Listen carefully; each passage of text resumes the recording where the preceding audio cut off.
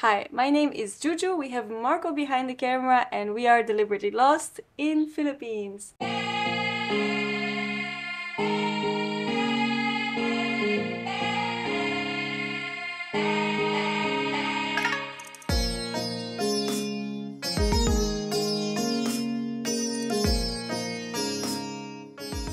This country is definitely one of our favorite countries. We actually met here 4 years ago and we were here for around 5 months, and we had the idea to make a tips and tricks to travel through the Philippines on a budget. First things first, when you go to the Philippines you need an outbound ticket, and we actually have a tip that we will put down below as well. You do need to fill out a health declaration form, and they call it here a One Health Pass, where you do have to put some of the COVID vaccination information.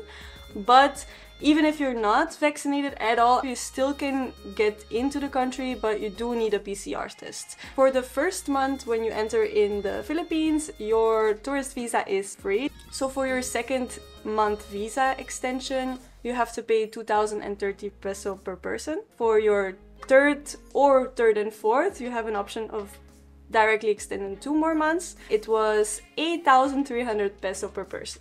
This is quite expensive, and actually it's just a new rule that instead of doing the regular and then the fast lane visa, you need to directly do the fast lane. If you do want to extend your visa for your third and fourth month in Philippines, you will get an alien certification, which is basically like a little ID card in the Philippines, and for me this is really exciting.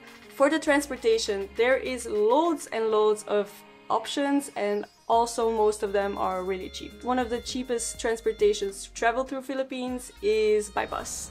You have air conditioning bus and normal bus, which is just open windows. And then you have tricycle, which is basically equivalent to a tuk-tuk. You have a jeepney. It's very local here. I haven't seen it in any other country.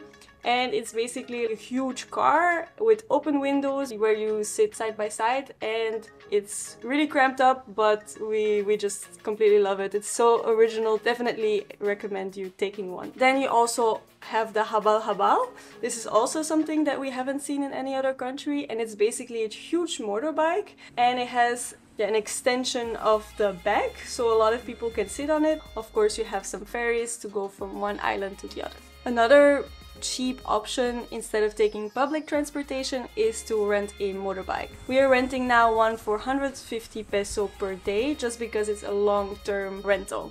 But usually if you do a 1 day or 2 day rental, the prices can range from 250 to 500 peso per day. And if you do a long term, it could be maybe 150 till 300 peso per day.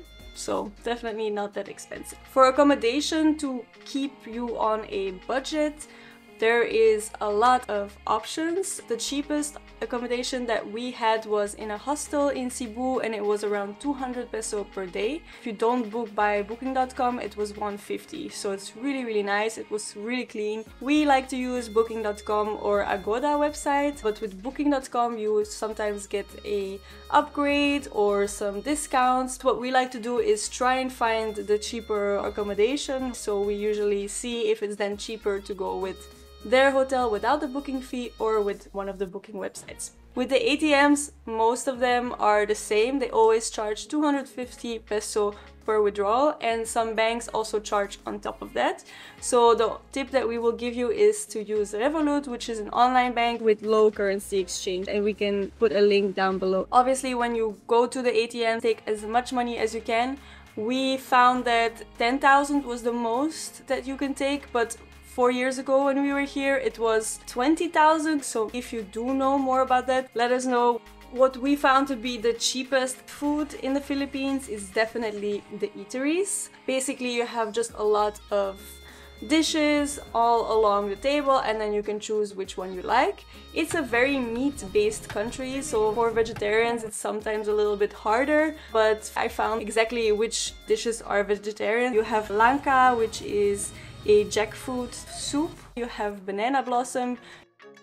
Then you have tortang talong. Tortang talong is basically a eggplant with an egg mixture and they fry it in a pan. It's really good. For me it's one of the highlights. Otherwise you sometimes have some pancit noodles. At most that we've paid for a local eatery is maybe 150 per person, but the usual amount is around 50 to 100 peso per person. Drinking water out of a tap is definitely a big no-no. Just drink bottled water, and there is a more eco-friendly way, and that's the water refilling stations. There is a lot of them everywhere around Philippines. Some are bigger, some are smaller. Sometimes you just have like a huge bottle of water that you can just refill your main water bottle. We didn't bring our reusable water bottles this time because usually in Asia it's really hard to find a water station, but now it's everywhere, so definitely bring yours with you. It's gonna save you a lot of trouble and definitely save a lot of plastic. A big reason why we love Philippines so much is its people. There is around 120 languages here in the Philippines, and a big part of that is because there is over 7,000 islands far away from each other. But there is two languages that are the main languages, and that is English and a standardized form of Tagalog, which is called Filipino. It's really easy to communicate with everybody. Most of the people do speak English here, and definitely the younger generation, and they're very easygoing people, very accommodating. Another amazing thing about the Philippines is that there's a lot of fiestas going on, and there is a lot of reasons to celebrate fiestas. We have been invited to a few of them and it's amazing, and along with the fiesta comes some karaoke.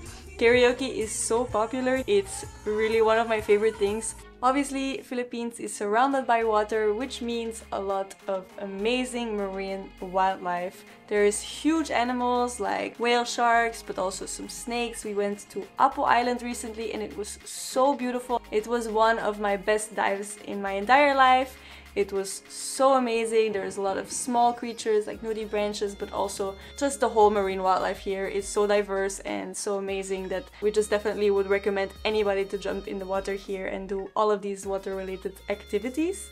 But of course on land there's also amazing animals. There is some crocodiles in one part, there is some monkeys in the Visayas, there are just a lot of different types of animals spread across. A few things that we found here that is so different than in any other culture. For example, when you ask a local, hey, where is the ATM?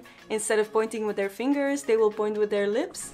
It's just something that's very unique here. Also, for example, if they say like, hey, come here, they won't do the same gesture as we would do it in Europe. They would do it the other way around, so kind of like go away and not come here. So you are aware of those signs that are a little bit different, but just so unique here. Thank you guys so much for watching. We love being here. We're gonna be here for 2 more months and we are already here for 2 months.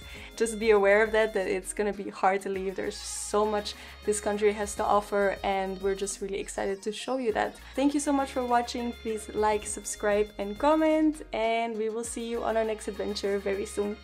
Bye!